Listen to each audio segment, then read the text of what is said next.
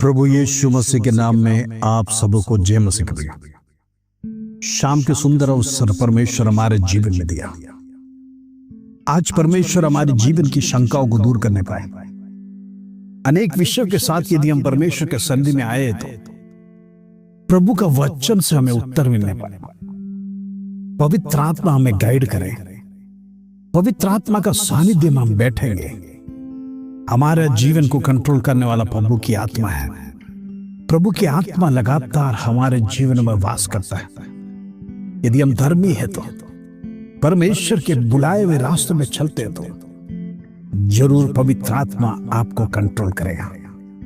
आत्मा की अगुवाई में चलिए।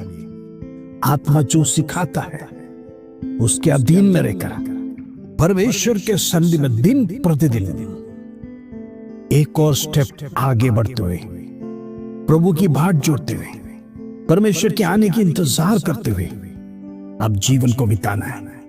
प्रिय, संसार डिजिटलाइज हो गया है, बहुत तेजी से चल रहा है। लोगों के पास समय नहीं है। लोग समय निकालना नहीं चाहते, कारण कि वर्कलोड इतना बढ़ गया है। हम जिससे भी पूछेंगे वो व्यक्ति हमें यही कहता है, ब्रदर, हमारे जीवन में समय की बहुत कमी है। बिजी हो गया लाइफ।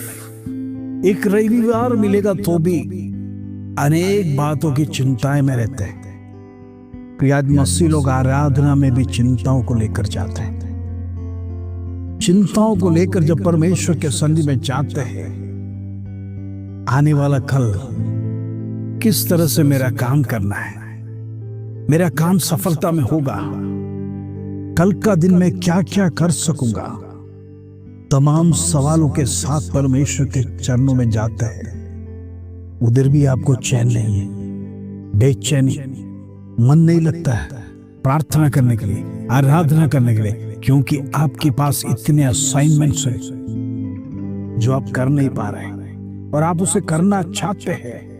पैसा, आप धन कमाना चाहते हैं, आप यही चाहते हैं मैं शॉर्ट समय में अनेक पैसा कमा कर प्रेसोडिक दुनिया में नाम कमाऊं, मेरा नाम ऊंचा हो जाए, एक अच्छा स्टेटस मेरे जीवन में रहे, एक अच्छा गाड़ी, एक बंगला। प्रेसोडिक संसार में रहते हुए यदि मैं हासिल नहीं करूंगा तो मेरा मेहनत वेस्ट है, मेरा काम करना, मेरा सुबह उठना, सब कुछ वेस्ट है। ये दुनिया की चिंता में मनुष्य घूम रहा है। प्रेसोड, आज प्रभु का वचन हमें क्या सिखाता है, उसकी ओर मुड़िए, प्रार्थना करिए। परमेश्वर का वचन के अधीन में रहना है। इस संसार को ना देखते हुए, संसार की लालसाओं को ना देखते हुए प्रभु यीशु मसीह को फोकस कर जीवन को आगे बढ़ाइए। परमेश्वर की आशीष आपके जीवन में आएगा। हालेलुया। आइए आज का सुंदर वचन जो प्रभु हमारे जीवन में देता है उसको पढ़कर हम प्रार्थना में जाएंगे। हालेलुया। भजन संहिता 27 अध्याय उसका 7 कलम, praise the Lord, Psalms 27 verse 7। प्रभु का वचन इस प्रकार कहता है, हे यहोवा, मेरा शब्द सुन, मैं पुकारता हूं तो मुझ पर अनुग्रह कर और मुझे उत्तर दे। Praise the lord. प्रभु का दास परमेश्वर का ध्यान दोने के लिए प्रभु के सन्निधि में चिल्लाकर कहता है, मैं पुकारता हूं, तेरी अनुग्रह मुझे इन दिनों में चाहिए, तो मेरा प्रार्थना का उत्तर दे।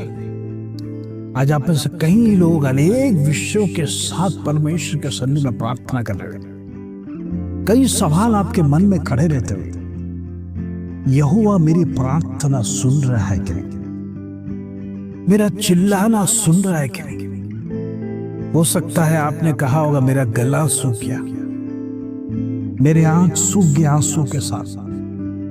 ऐसे अनेक बार परमेश्वर के सन्निधि में मैंने घंटों घंटों प्रभु के चरणों में बैठकर वचन पढ़ाई की, प्रार्थना किया, उपवास रखा।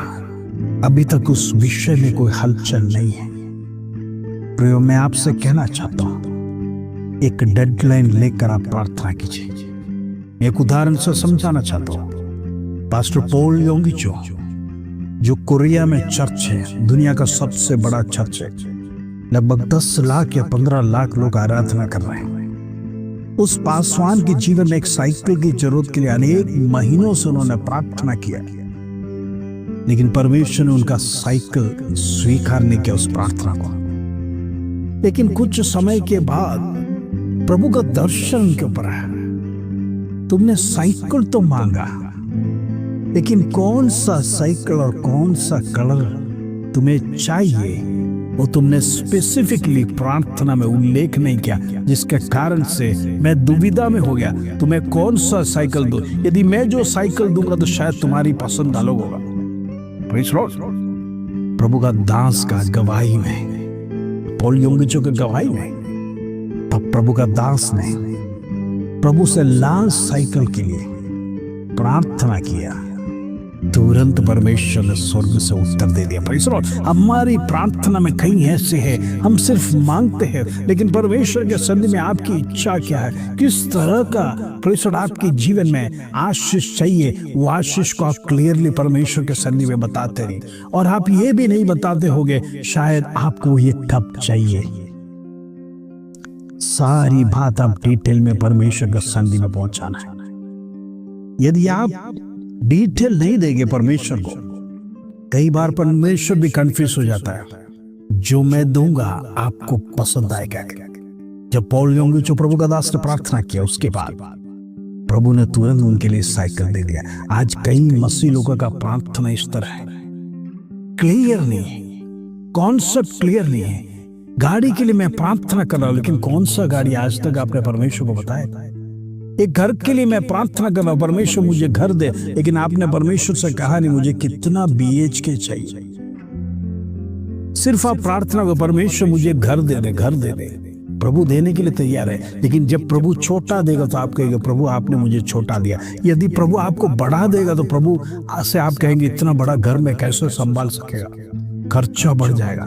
आपकी आवश्यकता क्या है वो परमेश्वर के सन्निधि में आप रख कर, यदि आप घर के लिए प्रार्थना कर रहे हैं, आपको कितना BHK चाहिए, कितना स्क्वायर फुट का घर चाहिए, किस एरिया में आप लेना चाहते हैं, प्रेज़ द लॉर्ड, ये सारी स्पेसिफिक बातों को प्रभु के हाथ में देकर प्रार्थना करिए और परमेश्वर से कहिए मुझे ये साल खत्म होने से पहले, ये साल के मध्य में मेरा प्रेषण खुद का भवन प्रभु तू दिलाएगा, तेरे से कोई बात असंभव नहीं है। प्रेज़ द लॉर्ड, यही है परमेश्वर का अनुग्रह। जब परमेश्वर अनुग्रह देता है तो मनुष्य किसी बात के पीछे दौड़ने की जरूरत नहीं।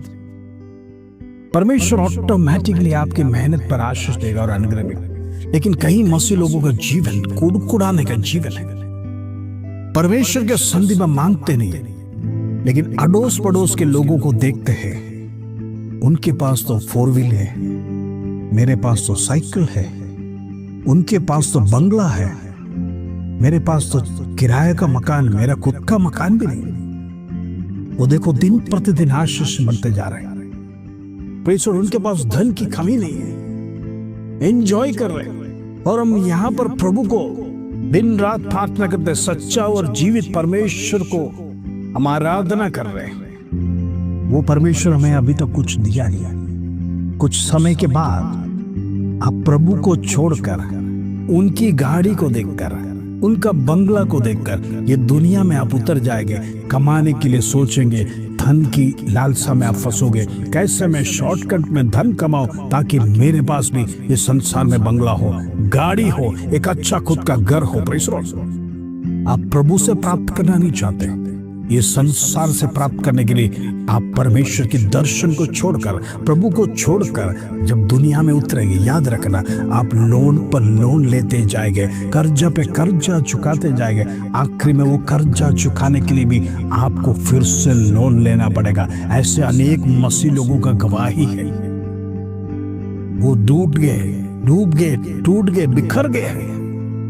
ये संसार की माया, शत्रु आपको प्रलोभन देगा। देखिए आपका पड़ोस का व्यक्ति को देखिए, वो कितना संतुष्ट है। आप प्रभु को मानते हैं, आपके पास क्या है? एक बात मैं आपको उत्तेजित करना चाहता हूं, यदि आपके पास गाड़ी नहीं है, बंगला नहीं है, खुद का मकान नहीं है, तो भी एक बात आपके पास है जो उस संसार के धनिक के पास नहीं है। प्रभु यीशु मसीह आपके साथ है। वो सृष्टिकर्ता आपके पास है। दुनिया में लाखों करोड़ों लोगों के पास सब कुछ है, लेकिन प्रभु नहीं है। ये संसार छोड़कर जाने के समय पर वो हमारा प्रभु के साथ वास नहीं करेगा। वो नरक की कुंड में जलती हुई आग में फेंका जाएगा। लेकिन आप एक बात याद रखना, आपके पास कुछ नहीं है तो भी मेरा परमेश्वर है। मेरा प्रभु मुझे भी देगा, वो जरूर देगा, समय आने पे देगा। लेकिन आप प्रार्थना कर कर परमेश्वर से मांगिए। परमेश्वर का अनुग्रह जिसके ऊपर है, उसको मेहनत ज्यादा करने की जरूरत नहीं। ऑटोमेटिकली जिस काम के ऊपर आप हाथ लगाएंगे वो सक्सेस में बढ़ते जाएगा। इन दिनों में कहना चाहता हूं, ये दुनिया की बातों को छोड़िए, दुनिया की लालसा को छोड़िए। इसलिए प्रभु यीशु मसीह ने हमसे कहा, पहले उसकी राज्य और नीति की खोज करो, बाकी सारी वस्तुएं परमेश्वर आपको धन संपत्ति हर एक बात आपके जीवन में दे देगा। आपको निराश होने की जरूरत नहीं। हालेलुया। आइए इस वचन के साथ हम प्रार्थना करेंगे। परमेश्वर धन्यवाद, आज का दिन परमेश्वर तूने हमें संभाला। प्रभु तेरा जीवित वचन हमें उत्तेजित किया। इस दुनिया में ना डूबते हुए परमेश्वर के मार्ग में हम चलेंगे। प्रभु तेरे बताए हुए रास्ते में चलेंगे। यदि हमारे पास कुछ नहीं है तो भी प्रभु तू हमारे लिए काफी है, तू हमारे लिए पर्याप्त है। हम तेरे मार्ग में चलना चाहते हैं। इन दिनों में शत्रु में भटकाने ना पाए, हमारी दृष्टि को बदलने ना पाए, हमें प्रलोभन ना देने पाए, हमारे रास्ते को छीनने ना पाए। धन्यवाद प्रभु, मैं प्रार्थना करता हर एक विश्वासी को तेरे हाथ में सौंपते हैं। इन दिनों में प्रभु में आगे बढ़ने के लिए उत्तेजन दे, हियाव दे, मजबूती दे। धन्यवाद, आदर महिमा जलाल तू दे। छोटी सी प्रार्थना प्रभु यीशु मसीह के नाम से मांगते हैं, सुनो और ग्रहण कर पिता। आमीन आमीन। इंद्र में परमेश्वर से प्रार्थना कीजिए, प्रभु का अनुग्रह आपके ऊपर आएगा। प्रभु के बताए हुए मार्ग में आप चलेंगे तो आप जीवन में कभी ठोकर नहीं खाएगा, निराश नहीं होगा। प्रभु आपको जरूर आशीष देगा। इस वचन के साथ प्रभु आप सबको आशीष दे। जय मसीह।